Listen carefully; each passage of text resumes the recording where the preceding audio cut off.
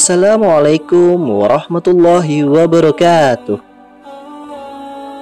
Syekh Abdurrahman Siddiq Al-Banjari, atau yang lebih dikenal dengan Tuan Guru Sapat, dilahirkan di tahun 1857 Masehi di Desa Dalam Pagar, Martapura, Kalimantan Selatan.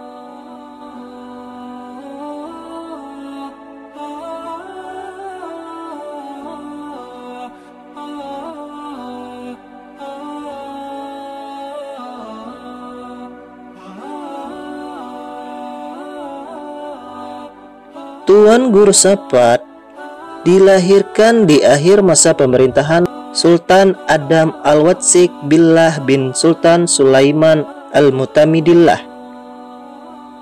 Ayah beliau adalah Syekh Muhammad Afif, atau yang lebih dikenal dengan Datu Landak, bin Anang Mahmud bin Haji Jamaluddin bin Kiai Pasunda bin Pardi, atau Pangeran Diponegoro. Sedangkan ibunya adalah Syafura binti Mufti Haji Muhammad Arsyad Lamak Pagatan bin Mufti Haji Muhammad As'ad, putra Syarifah binti Syekh Muhammad Arsyad Al-Banjari.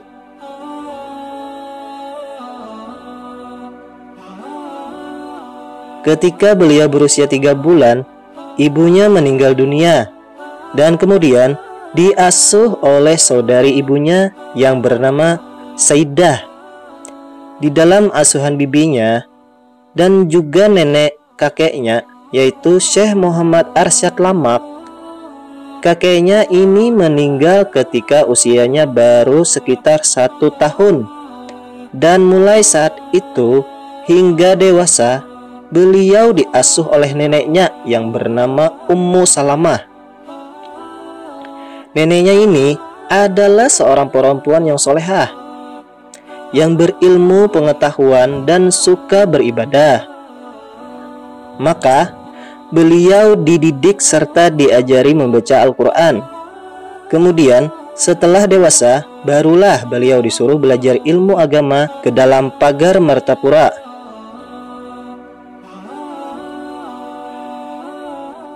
Setelah sekian lama belajar, maka beliau berkeinginan menuntut ilmu ke Tanah Suci Mekah. Menurut riwayat, sebelum beliau pergi ke Tanah Suci Mekah, beliau sempat berdagang emas, perak, dan permata hingga keluar daerah, bahkan sampai ke Pulau Bangka, Sumatera Selatan, dan ke Padang, Sumatera Barat. Setelah dirasa cukup, beliau kemudian melaksanakan cita-cita beliau, yaitu menuntut ilmu ke Tanah Suci dengan izin dari orang tua dan keluarganya. Pada akhirnya, tahun 1887 Masehi, beliau berangkat ke Tanah Suci Mekah. Di antara guru-guru beliau di Mekah adalah Syed Bakri Syatta, Syed Ahmad Zaini Dahlan, Syekh Muhammad Said Basil, Syekh Nawawi Al-Batani.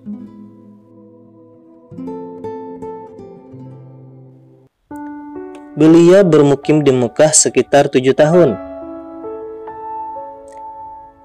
5 tahun belajar ilmu agama dan 2 tahunnya beliau mengajar di Masjidil Haram. Dan pada waktu di sana, salah satu gurunya menambahkan nama di belakang dengan Asy-Siddiq.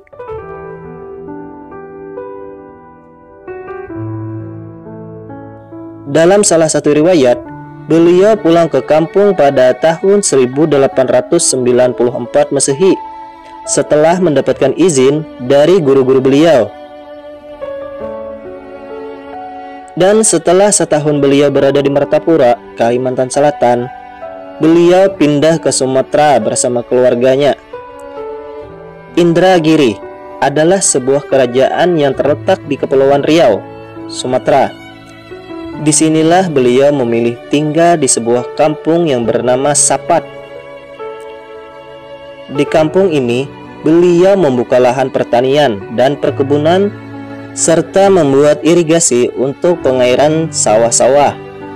Dengan demikian, banyaklah orang-orang berpindah ke kampung ini, dan akhirnya ramailah kampung ini.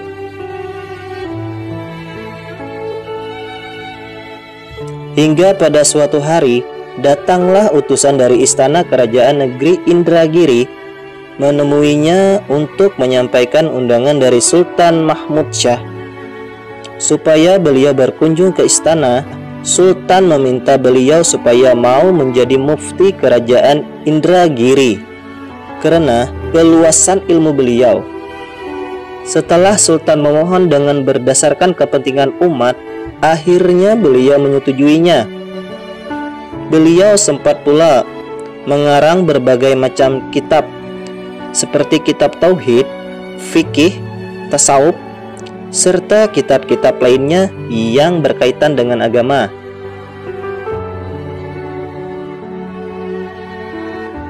Setelah sekian lama beliau bermukim di Sapat Indragiri, maka terakhir kali ia datang ke Mertapura untuk ziarah ke makam datunya, yaitu Syekh Muhammad Arsyad Al-Banjari atau Datu Kalampayan. Tak berapa lama setelah kembali ke Sapat Indragiri, beliau pun jatuh sakit. Maka pada hari Senin tanggal 4 Sya'ban 1356 Hijriah atau bertepatan dengan tanggal 10 Maret 1939 Masehi, akhirnya beliau menutup usia dalam umur 82 tahun. Jasadnya sendiri dimakamkan di kampung Hidayat Sapat Indragiri. Kepergian beliau ke hadirat Sang Khalik membawa amal bakti yang tak ternilai harganya. Karena di masa hidupnya yang hanya menuntut ilmu dan beribadah serta mengajak orang-orang ke jalan Allah Subhanahu wa taala.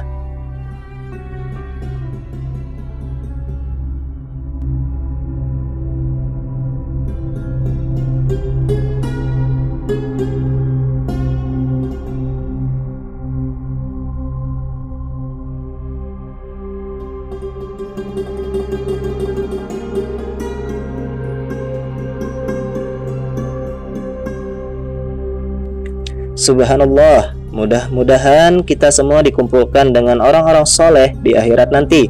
Amin ya rabbal alamin.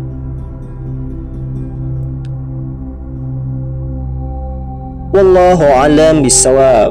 Wassalamualaikum warahmatullahi wabarakatuh.